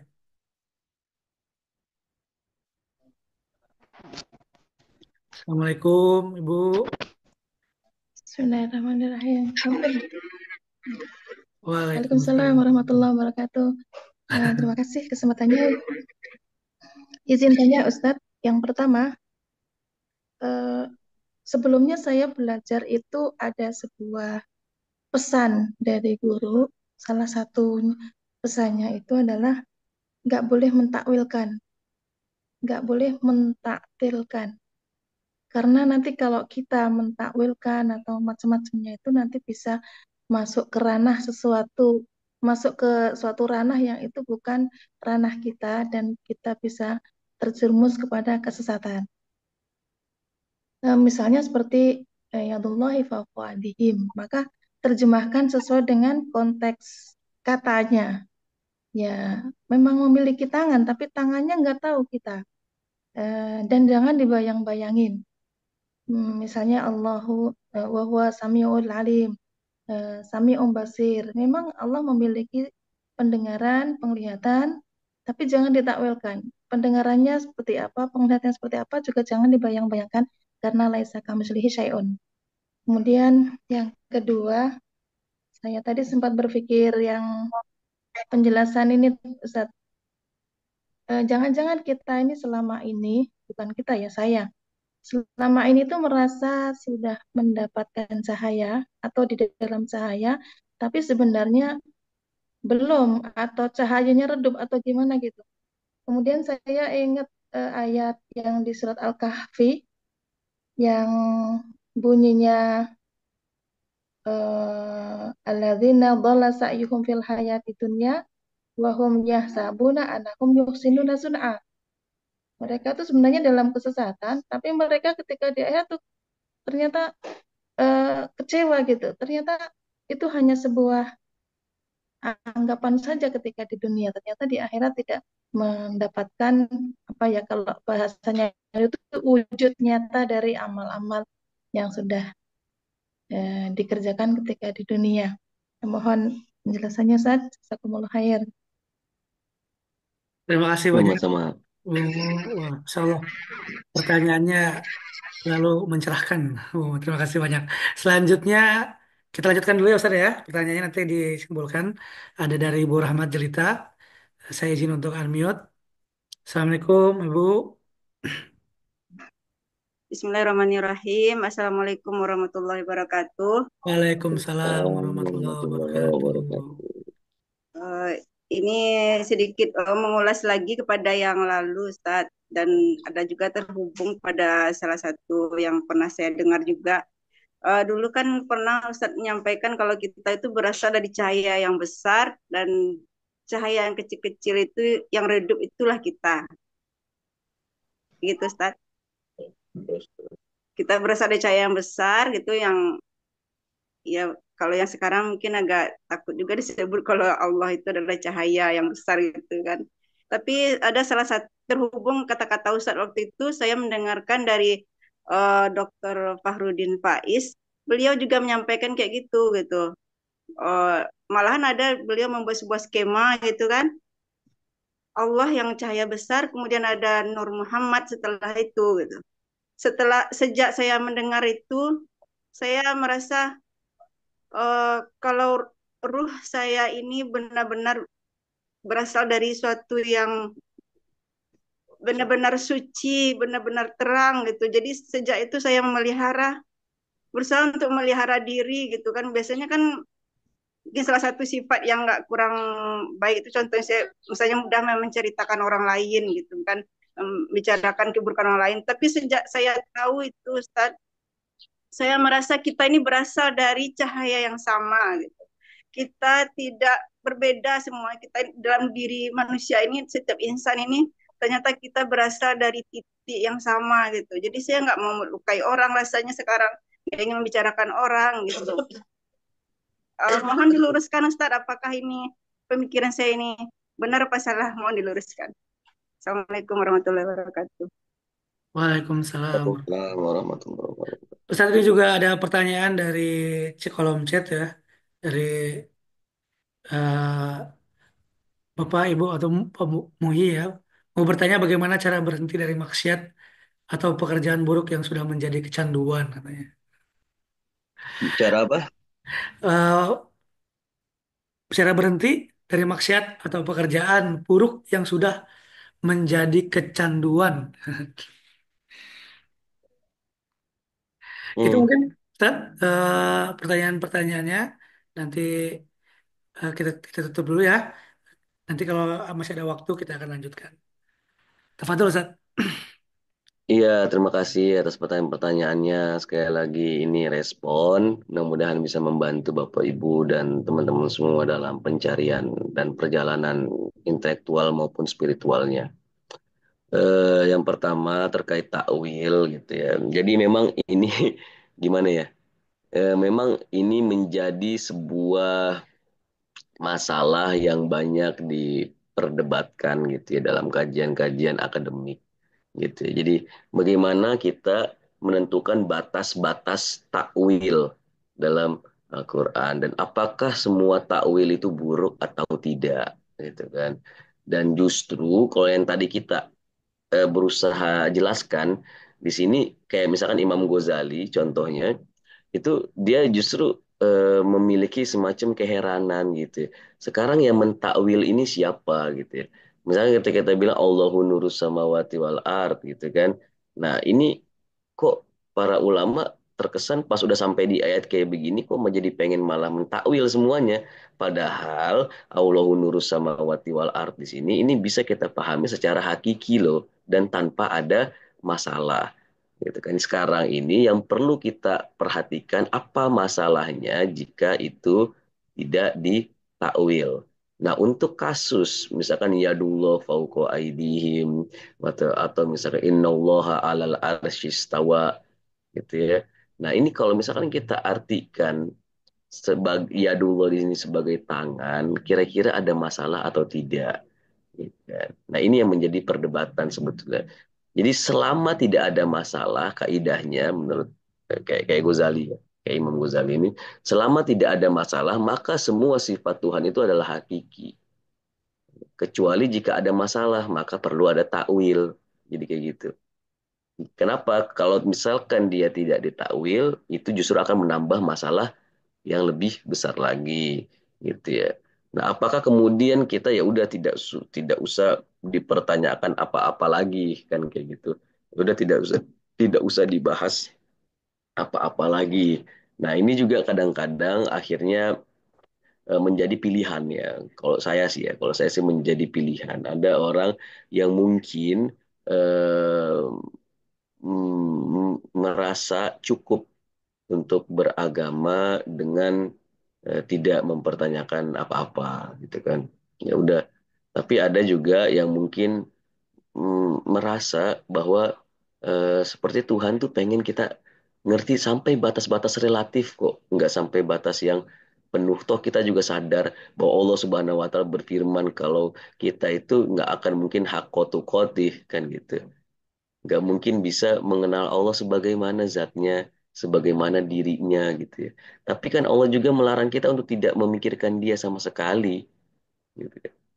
Allah kan juga menyuruh kita untuk afala tak tafakkarun, afala tatadzakkarun, gitu kan wafi anfusihim, wafil afaq, wafi afala tubsirun kan gitu. Jadi ayat-ayatnya Tuhan itu ada gitu kan. Itu kan semua untuk kita kemudian memahami Tuhan dengan kesempurnaan-kesempurnaan memang yang kita pahami. Pada akhirnya tidak akan pernah, sekali lagi, tidak akan pernah merepresentasikan sebagaimana mestinya. Gitu ya. Karena zatnya Allah itu jauh dari peri akal kita, jauh dari tuturan lisan kita, dan jauh bahkan dari pencapaian kalbu kita. Gitu ya. Tapi di saat yang sama Allah tidak ingin kita tidak mengenal Dia sama sekali. Allah tidak ingin kita itu mengenal Dia dengan cara-cara yang mungkin sama seperti kita memahami Dia ketika kita masih anak-anak. Allah ingin kita itu terus ta'al, gitu ya. Ta'alau ila ini kan kayak istilahnya ta'al. Ta'al itu bukan cuma sini artinya. Ta'al itu naik. Kata ta'al itu dalam bahasa Arab akar kata itu ada ali ulwun. Itu artinya tinggi. Jadi kata ta'al itu adalah ajakan untuk naik. Ya kan Al-Quran kan juga mengajak itu ya. Mengajak kita untuk naik gitu kan. Jadi Allah Subhanahu wa taala nggak ingin kita itu kemudian ada di posisi keberimanan yang sama seperti dulu gitu. Jadi misalnya nih kita dulu tahu misalkan ya Tuhan itu ada tapi nggak ada rasanya gitu. Tuhan itu ada kayak apa sih? sampai kita meninggal udah nggak usah dipertanyakan lagi gitu kan. Ya ini kan pertanyaan ini bisa menambah rasa, akhirnya kita jadi terpancing dan termotivasi untuk kemudian mendalami. Dan sekali lagi, tapi tidak akan pernah bisa kita mencapai keseluruhan itu. Dan mustahil, gitu kan, kita mencapai keseluruhan itu. Tapi ya kita mempertajam itu sebuah kemestian juga gitu. Kayak misalkan ya ayyuhalladzina amanu aminu. Itu kan ajakan Tuhan untuk bukan cuma sekedar beriman, tapi terus pertajam keimanan kalian. Gitu ya. Masa gitu kan kita pemahaman kita tentang Tuhan dari dulu sampai sekarang nggak berubah. Pemaknaan kita tentang ilmunya Tuhan dari dulu sampai sekarang nggak berubah. Pemaknaan kita tentang kekuasaannya Tuhan dari dulu sampai sekarang tidak makin dalam. Itu kan perlu pada pendalaman pendalaman gitu ya. Nah, cuma kaidahnya jangan sampai itu pendalaman itu justru membuat itu zatnya Tuhan itu justru apa nauzubillah gitu ya, keluar dari kesuciannya. Enggak. Gitu ya. Makanya kenapa ya dulu itu banyak ulama yang akhirnya berani aja gitu. Dan ini nggak sedikit, banyak sekali ulama yang berani aja. Kemudian ini nggak mungkin kalau kita maknai sebagai minimal sampai di titik ini aja itu kita bisa paham gitu. Nggak mungkin dimaknai sebagai tangan fisik. Udah gitu ya. Nggak muluk-muluk kok. Kenapa kalau tangan fisik ini banyak sekali kekurangannya. Gitu. Jadi sebesar apapun tangan fisik tetap fisik gitu kan. Oke, jadi iya. Jadi mungkin istilah-istilah seperti udah jangan dibayangkan, jangan dipikirkan, jangan ini mungkin maksudnya adalah jangan sampai kita menisbatkan hal-hal yang tidak baik kepada zatnya Allah Subhanahu wa taala. Eh, Cuma memang sekali lagi tadi penting ya poinnya dari Ibu Ummu Abdurrahman bahwa jangan juga kemudian takwil-takwil ini membuat kita akhirnya ada namanya tafsir birroi gitu kan. Karena kita seenaknya gitu menafsirkan, akhirnya kita nggak ada kaidahnya, gitu kan. Akhirnya kita ya sesuka hati kita gitu ya. Nah, akhirnya kita menisbatkan hal-hal yang tidak pantas kepada Allah Subhanahu wa taala. Gitu ya. Jadi tetap ada kaidah selama itu apa tidak keluar dari kepantasan itu, ya maka itu bukan cuma cocok, bahkan justru bisa jadi memang harus dimiliki. Semua kesempurnaan yang dimiliki oleh kita dimiliki oleh Allah dalam tingkatan yang tidak terperi. Gitu. Kalau kita betul-betul meyakini bahwa ilmu itu adalah kesempurnaan, maka Tuhan itu nggak boleh nggak punya ilmu. Pasti Tuhan punya ilmu, tapi dalam tingkatan tidak terperi. Kalau kita melihat bahwa keindahan itu adalah kesempurnaan, maka Tuhan pasti yang paling indah dalam tingkatan yang tidak terperi. Jadi, di tahap ini tuh akal kita bisa memahami itu. Ya. Nah, terkait ayat tadi itu ayat yang menarik, memang itu mungkin bisa menjadi ayat favorit juga ya. Dola sayahum itu kan, wahum yuhsinuna annahum wahum yahsabuna annahum yuhsinuna sun'a gitu kan di ayat-ayat akhir surat Al-Kahfi itu. Nah, itu memang eh, kadang-kadang memang cerita hidup kita itu begitu ya. Jadi itu adalah cerita hidup di mana kita tidak tahu kalau kita tidak tahu. Gitu ya kan kita sempat sering tuh ngebahas tentang tingkat-tingkat ketidaktahuan ya. Ada orang yang tidak tahu kalau dia tahu itu lalai. Orang ada yang tidak tahu kalau dia tahu itu namanya sadar. Gitu kan. Ada orang yang tidak tahu kalau dia tidak tahu. Wah, ini yang bahaya. Gitu kan. Tidak tahu kalau dia tidak tahu. Nah, ini persis di ayat ini. Tidak tahu kalau dia tidak tahu. Yuhsibuna annahum yuhsinuna sun'a. Mereka mengira gitu bahwa mereka itu berbuat sebaik-baiknya. Padahal dola sayahum. Dol itu sebelum sesat sebetulnya. Iya, itu apa ya? Hilang dol itu akar katanya. Gitu ya. Kata dol itu. Maka ketika eh, apa tidak terkenal juga bisa tuh, terasing itu juga bisa disebut sebagai dol. Makanya Bapak Ibu jangan cepat-cepat ketika sampai di surat Al-Quran bilang Nabi disebutkan wajadaka dolan fahada, gitu kan. Dan kami dapati kamu itu dulu dol, kemudian kami berikan kamu hada. Nah, di sini kata dol di sini bukan berarti Nabi itu sesat dulu, gitu ya. Bisa jadi kayak yang dimaksud dol di situ, Nabi itu tidak tidak memiliki, Nabi itu tidak terkenal dulu. Kemudian Nabi sekarang saat dia Nabi apa namanya menjadi Rasul, kemudian menjadi terkenal, gitu kan. Bahkan saking terkenalnya sampai coba kita bayangin dalam pakai penalaran sederhana kita bagaimana Islam itu kemudian bisa tersebar ke seluruh dunia ini. Kita mau nyebarin satu ide aja, bikin komunitas lah. Bapak Ibu ada yang pernah bikin komunitas? Mau bikin komunitas, mau bisa menyebarkan ide untuk 10 orang, 15 orang itu udah susah gitu. Wah, ini sampai seluruh dunia gitu. Dan tidak ada internet. Dan enggak kayaknya itu organik gitu, alamiah gitu kan. Dan orang akhirnya apa eh, berbondong-bondong gitu untuk menjadi agen dari perubahan ini bernama Islam. Itu yang disebut wajadaka dolan fahada tuh. Jadi bukan Nabi sesat dulunya. Nabi itu tidak terkenal misalkan gitu ya. Nah, dola sa'yahum itu kalau dalam konteks ini tuh apalagi kalau di konteks ayat cahaya ini adalah perbuatan-perbuatan yang tidak ada cahayanya tuh, ya kan? Nah, orang-orang yang perbuatannya tidak memiliki cahaya ini, ya, ini adalah orang-orang yang mereka mengira mereka berbuat baik padahal mereka tidak berbuat baik sama sekali. Kalau istilah yang kemarin itu hmm, eh, mereka berjalan tapi tidak menambah apapun dari perjalanannya kecuali kejauhan kalau kita tidak memiliki arah gitu kan. Nah, arah itu penting, nah, cahaya itu penting. Arah dalam perbuatan itu penting, cahaya dalam perbuatan itu penting supaya kita tidak terjebak dalam tidak tahu bahwa kita tidak Tahu. tahu tadi. Nah, nah, terkait cahaya yang besar gitu kan, nah, ya, dan ruh itu dari cahaya dan lain sebagainya, yaitu itu hmm, ya itulah sebetulnya mungkin ya yang dimaksud Allah wa nafaktu fihi min ruhi itu kan. Gitu ya, bahwa memang semuanya ini tadi kan kalau kita ngebahas kenapa menurut saya penting bahwa ayat cahaya ini bukan cuma sekedar kalimat gitu. Bahkan bukan cuma tentang pengalaman melihat. Ayat cahaya ini penting karena ayat cahaya ini menggambarkan sistem yang ada di seluruh alam semesta ini. Jadi semua ini adalah tentang cahaya. Penciptaan pun tentang cahaya. Diri kita ini juga cahaya. Dan andai tidak ada cahaya, tidak ada yang namanya tadi kan ayatnya, tidak ada yang namanya kehidupan. Gitu ya. Jadi sekarang yang perlu kita lebih teliti ke diri kita itu adalah kita cek cahaya kita itu udah sejauh mana. Baik sisi penerimaan ataupun pancaran. Gitu. Kita bisa menerima cahaya sebesar apa dan kita bisa memancarkan cahaya sejauh mana. Gitu ya.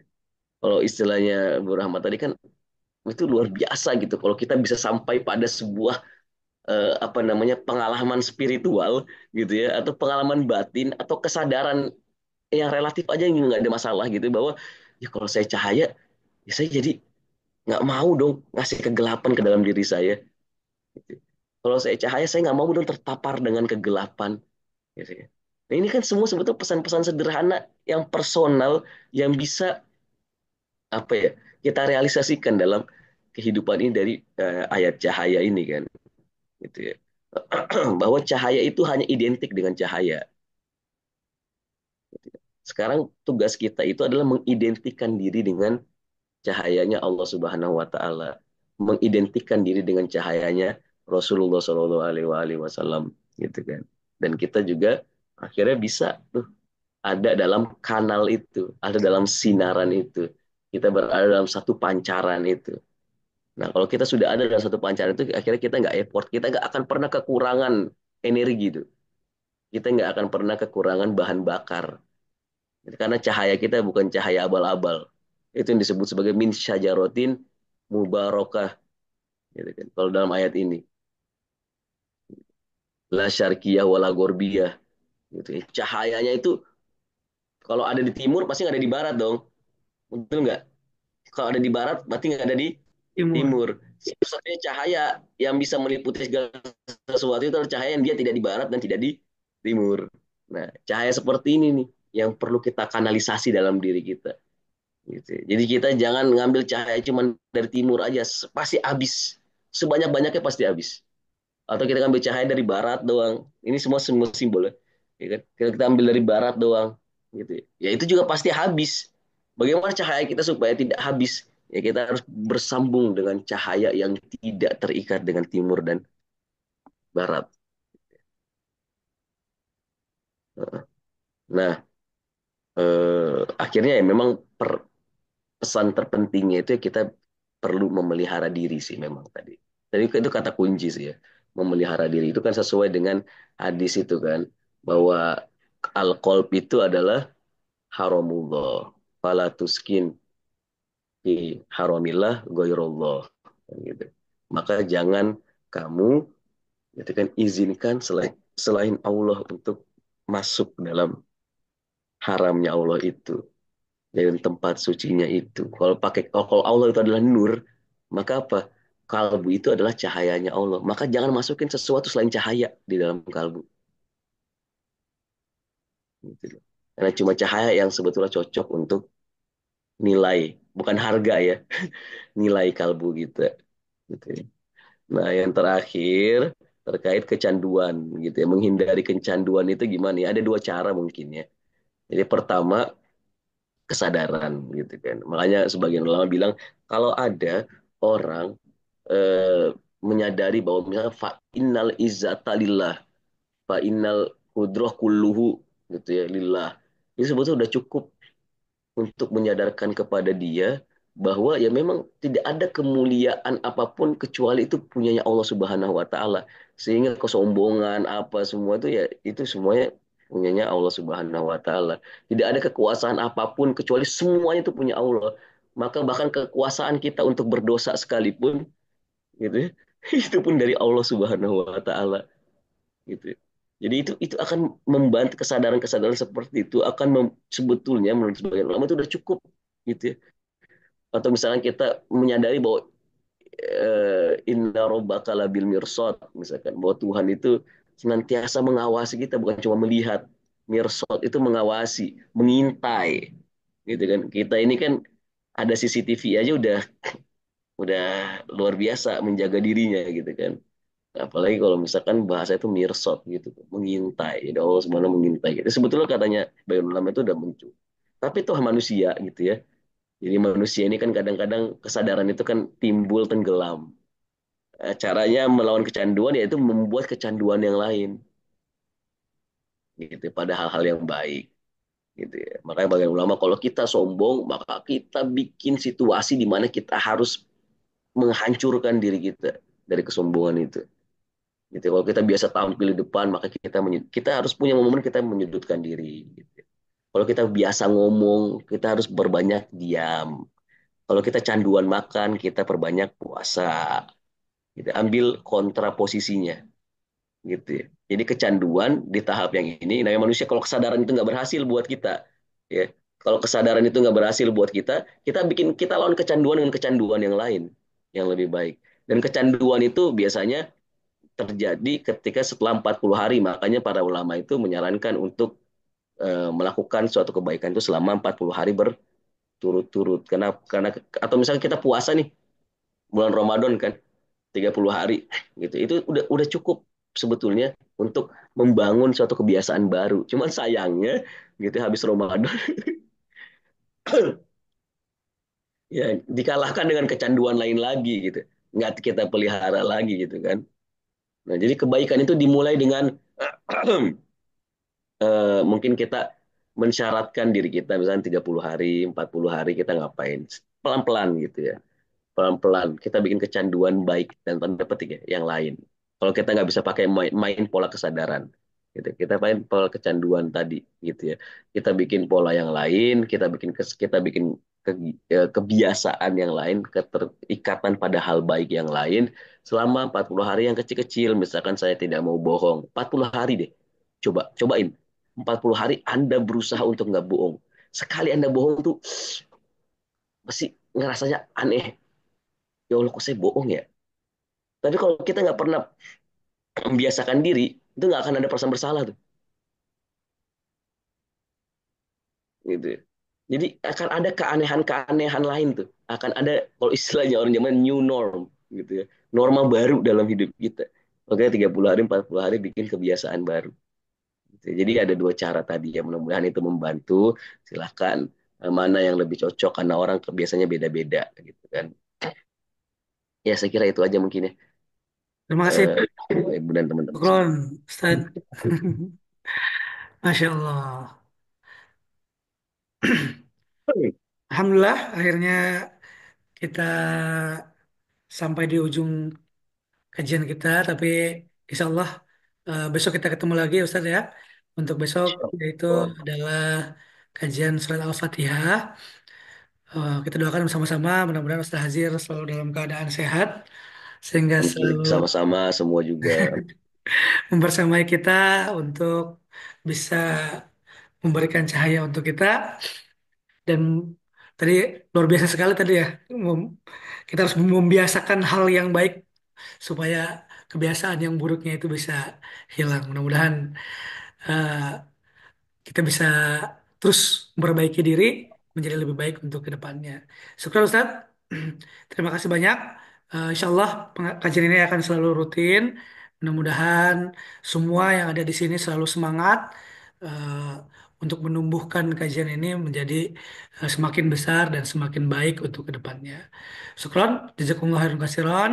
Mari kita tutup eh, kajian kita dengan membaca Alhamdulillah bersama-sama. Alhamdulillahirabbil alamin dan doa kafaratul majelis.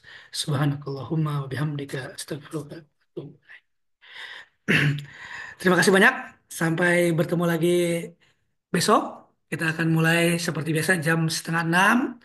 Eh, Mudah-mudahan bisa on time bersama-sama supaya tidak ketinggalan dari materi-materi yang disampaikan oleh Ustaz Hazir. Dan juga nanti seperti biasa kita akan mengikat makna bagi Bapak Ibu yang memiliki apa menulis-menulis nih. Saya melihat mudah-mudahan ada tulisan-tulisan nih boleh di-share di grup. Nanti kita akan buatkan flyernya atau mungkin supaya lebih ini ya untuk di-share dan juga nanti kita akan share juga videonya di sini rekamannya dan juga akan di-share di YouTube dan mudah-mudahan rutin juga resume ini akan terus disampaikan supaya terus mengingat dan tidak lepas makna-makna yang sudah disampaikan oleh Ustadz kita. Sekian dari saya dan juga kita tutup dengan bersama-sama mengucapkan hamdalah. Alhamdulillahirabbil alamin. Assalamualaikum warahmatullahi wabarakatuh. Waalaikumsalam warahmatullahi wabarakatuh. Syukur, Terima kasih Ustaz. Bapak Ibu dan teman-teman semuanya.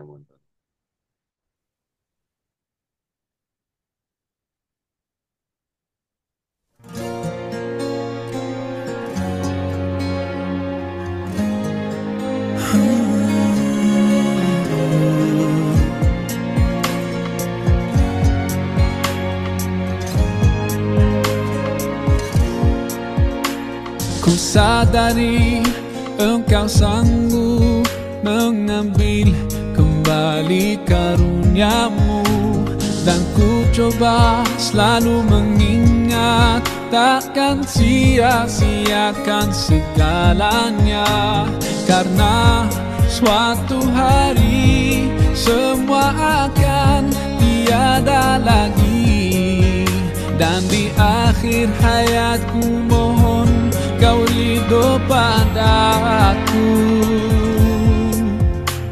Allah, ya Allah, tuntunku untuk tiba di jannahmu. Ya Allah, ya Allah, jangan jauh dariku, ku tambah cahayamu. Bersamamu ku ingin